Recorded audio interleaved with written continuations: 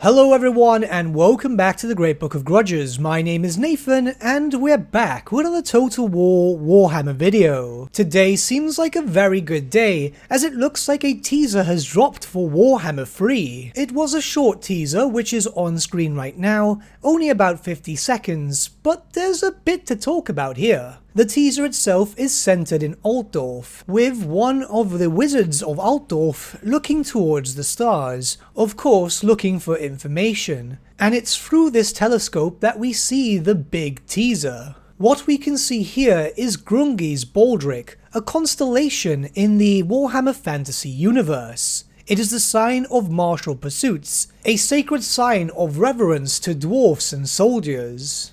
You might think that this gives no hint whatsoever, but there is a rather large hint here. The constellation itself is in ascendance during late spring, early summer. This could possibly mean that Warhammer 3 is due for launch in late spring or early summer. It just seems like it's way on the mark there. Of course, this is going by the information provided to us in the Warhammer Fantasy 2nd edition for the RPG series, which, while an extension to the Warhammer Fantasy universe, it is technically considered canon. Of course, Creative Assembly could be using this to throw people off, but so far it looks like they've been keeping as lore-friendly as possible towards the game series. The wizard states that the blue wind of magic, Azir, also known as the Law of Heavens, is stirring, and generally there's not too much of a cause of alarm. However, it is stated that the Grand Theogenist is looking for answers, so it might be that the wind is stirring much stronger than usually.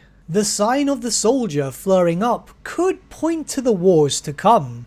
It could also be a hint to the eventual inclusion of Khorne's forces. While this might sound a tad unusual, it is important to note that Khorne, yes, he is the blood god, he is also one of the gods of war. Khorne cares not from where the blood flows, and if warriors from any race is now starting to bear arms, then he might start to take notice. Like I said, there's not a lot of information here. What I'm taking from this teaser is that we are to expect it in late spring and early summer. There is a strong push towards warfare due to the constellation being used, and it might have some sort of relevance to Khorne. The only thing that seems very strange to me is that Acolyte, who seems to be just watching suspiciously. Of course, I'm using a tinfoil hat here, but doesn't it seem like he's just watching, possibly waiting for a time to strike?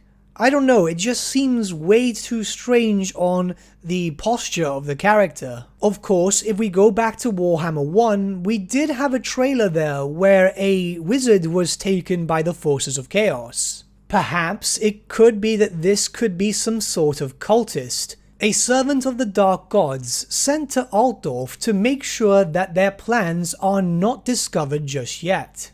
I'm not too sure. I mean, he could be a bog-standard blue wizard or acolyte, but the way his eyes are glowing and those markings on his head, it just seems a tad suspicious to me. The teaser itself is incredibly cryptic. I'm trying to analyze it as much as I can, but it just looks like Creative Assembly are hinting at things to come. This teaser really only shows stuff of significance to Imperials and Dwarfs, stuff that we already have in the game series. It's not like they're hinting towards Chaos Dwarfs, because it's been a long time since the Dawi Zar have worshipped Grungi. Honestly, the teaser is just giving me some serious end times vibes, which many of us have already been speculating will be the plot for Game 3. It is the third and final game of the series, of course, so an end times plotline does make sense, despite the fact that it will give many of us old school Warhammer Fantasy players PTSD. And before anyone says anything, the reason why I think this is a Warhammer 3 teaser and not a DLC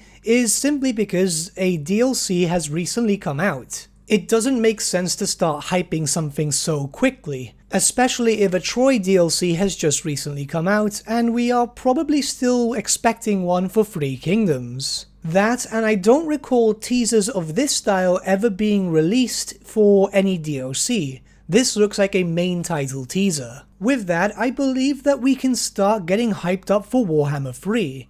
I'm gonna keep looking over this trailer over and over and try and see if I can find anything of significance, but I'll be honest, I'm not seeing any hints towards possible factions, races or otherwise. Perhaps my corn idea is correct, but even then, it's still very cryptic. But what do you guys think? Am I missing anything? Because honestly, I'm looking at it over and over, and I just don't see anything. Creative Assembly like to be very cryptic with their teasers, but to my knowledge, it's never been this much. As far as I'm thinking, this could be a build-up to an end times reveal. I could be wrong, but the more I look at it, the more it just seems like a build-up, doesn't it? The teaser will play in its entirety now. Let me know if you see anything obvious that I might have missed, because I'll be very honest, I'm still looking at this over and over. It's in fact on loop on my second screen.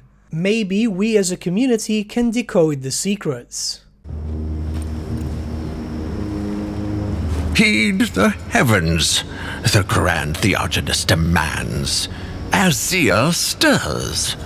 Yes, as wind is wanton to do, magic or otherwise. I am tired and drunk on rage. My eyes seek to make a fool of me.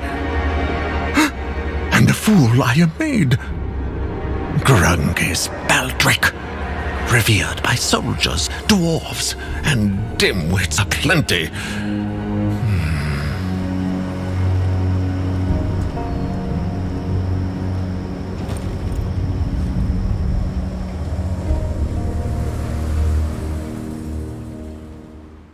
But with that, my friends, we've come to the end of our video. Thank you so much for watching. If you did enjoy the video, might I suggest giving the video a like, or even subscribing to the channel, as it really does help us out.